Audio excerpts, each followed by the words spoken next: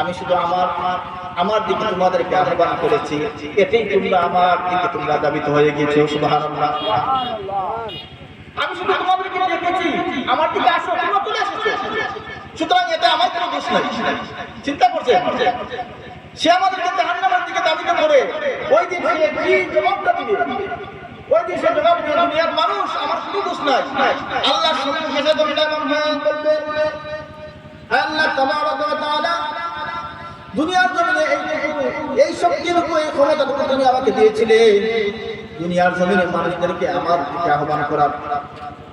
আমি শুধু এইটুকুই করেছি, আহ্বান করেছি, কিন্তু ওই মানুষটাকে আমি জোর করে জবরদস্তি করে আমার দিকে নিয়ে আসি নাই। আজকে তারা আমার উপরে যে তহমতটা দিচ্ছে, আমাকে যে দোষারোপ করছে, আল্লাহ তাবারাক ওয়া তাআলা এই দোষে পরিপূর্ণ দোষী আমি না। আমি শুধু একটা দোষে দোষী, সেটা হলো আমি শুধু আহ্বান করেছি।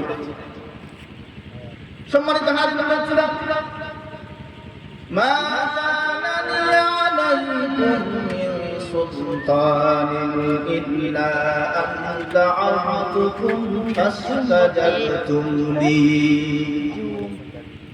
আল্লাহ রাব্বুল আলামিন দুনিয়ার মানুষদেরকে জানিয়ে দিলেন, দুনিয়ার মানুষ ওই দিন শয়তানের অনুসরণ করে তোমাদের অবস্থাটা কেমন হবে, শয়তান কি জবাব দিবে, আর তোমাদের এই কান্নাকাটি রোজাদারি অবস্থাটা ঠিক কেমন হবে, আমি আল্লাহ রাব্বুল আলামিন ওই রোগের আগেই প্রেসক্রিপশন তোমাদেরকে দিয়ে দিয়েছি।